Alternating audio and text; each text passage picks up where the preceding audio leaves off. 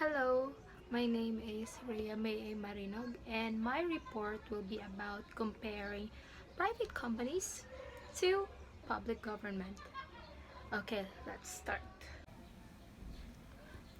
Private companies versus public government. In this report, we will talk about three things.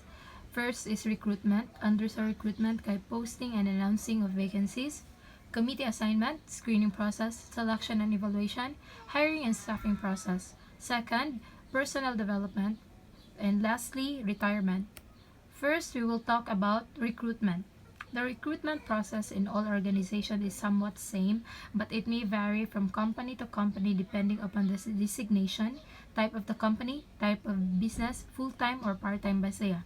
Selecting a right person for the right job is a real hard task for an HR person of the company. If a right candidate is selected, then it will save the money and time of the company, or else they have to go through the same recruitment process again.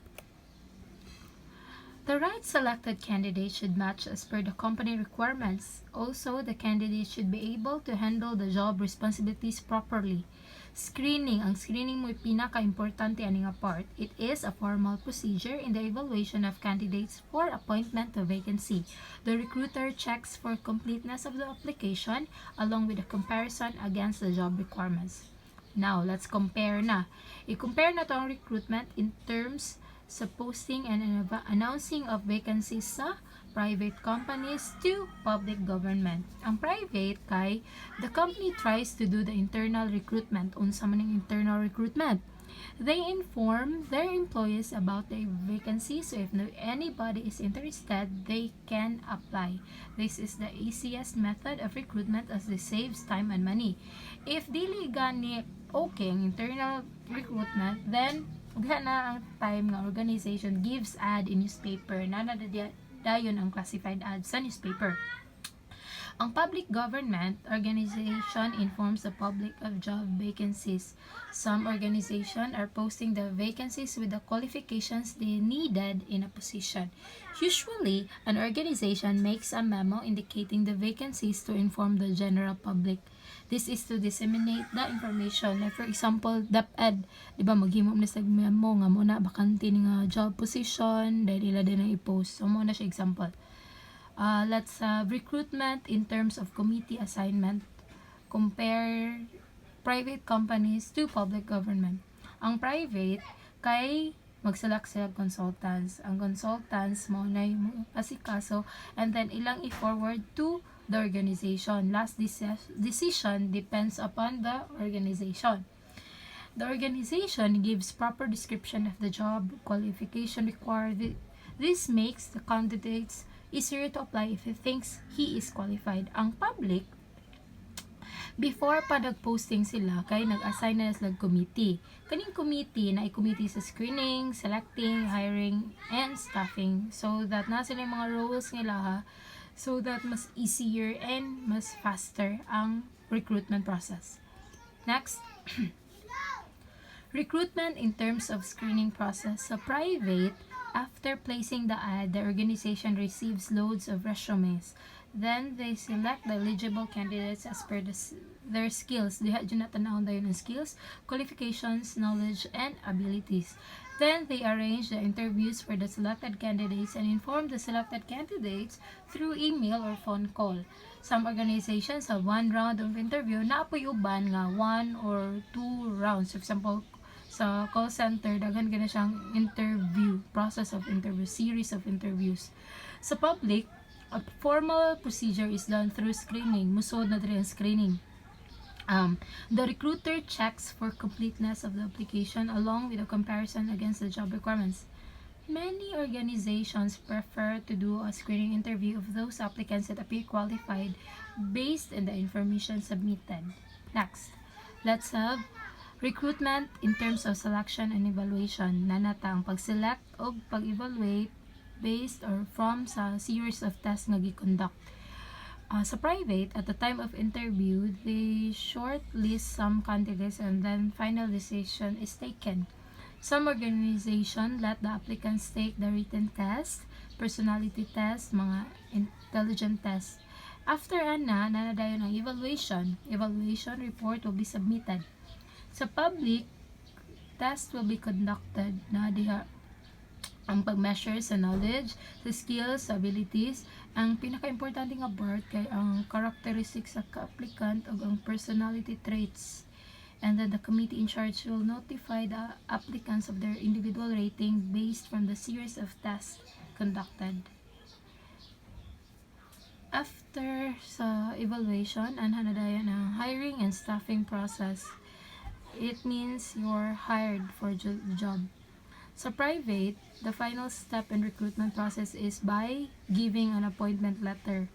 And then, it contains the date of joining, designation details, job description nimo. And then, the organization also will give the qualified applicant its list of requirements. Requirements para iyang i-comply. Sa requirements, apil na diha ang medical, may nana.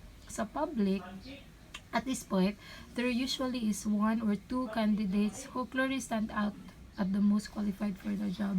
The committee shall issue appointment guided by the Civil Service Commission laws and rules. Requirement of the qualified candidates are subject for approval. Okay, humana ta sa recruitment. So, na-hire na ka. Anhin na dayon musud. Ang second, personal development. The overall role of training is defined to be a diverse platform. So, personal development, mag-conduct dayon ang mga companies o mga trainings and seminars para sa kaayuhan sa employees nila. And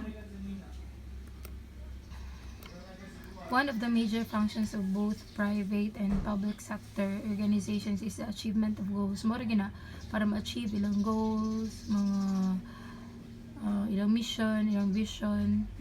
The rules of training are significant to different organizations. The managers ensure that they provide effective schemes for organizational goal fulfillment. Mora gina ilang target. Okay, let's compare sa ang personal development sa private companies o public government. Sa private companies, mas more on off-job training sila. Ang off-job training measure refers to the type of module which is followed by different companies around the world. This type of training refers to the outsourcing of employees and to send them in external units na isense ang mga employees nila. Public government, ilaha kay na ay off-job, on-job, o blended learning. The employees working in every departments are managed by managers who are also trained. Managers nga gitrain sa sila. The main essence of training is to provide skills mandatory for job completion. If the training is done in an effective manner, it leads towards organizational success. Last, anhinata sa retirement. For employees, retirement benefits represent a lifeline to the future. May gini goal, goal sa usa ka employee ang makabot siya sa iyang retirement. Retirement is by choice and not by age. Any employee may be retired upon reaching the retirement age established in the collective bargaining agreement or other applicable employment contract. The public and private sectors differ in the retirement benefits provided to covered employees. So, naikalahian ang retirement sa public and private sectors. So, ato siyang i-take up unsa ilang kalahian. Ang private, the passage of Republic Act number 76412 has provided for mandated payment of retirement benefits all private sector employees regardless of their position, designation, or status and irrespective of the method by which their wages are paid. So, the benefits under this law are other than those granted by the Social Security System. So, ang private, ilahang pension is by SSS. Whereas, ang public, it requires an Asia Republic Act upon 101541 which requires all concerned government agencies to ensure the early release of their retirement pay. Mamagani siya, delay man gani siya. It states that public officers and employees have spent the best years of their lives serving the government, and the public should not be made to wait to receive benefits which are due to them under the law. Sige, dali na musod. Retirement benefits and pension in private sectors are almost always accompanied by social security system. SSS was established to address the needs of people employed in the private sector. Muna siya, SSS. Ang sa public government, kay pensions plans are provided by Government Service Insurance System, GSIS. Muna siya. One of the biggest decisions you will make is when to retire. Mao gini kanus ang retire. Another is how much to spend in retirement. You will also have to decide when to start taking Social Security. If you're able to avoid taking it as soon as you are eligible, you can increase your monthly paycheck later on. Retirement and the term financial independence are often used interchangeably. Both are achieved when you have enough combined savings. Muna pinaka-importante ba sa retirement? Imong savings, then investment and income. Ayun, pension income to cover your living expenses. So, that's it. Moto tanan akong report comparing private companies versus public government. Thank you.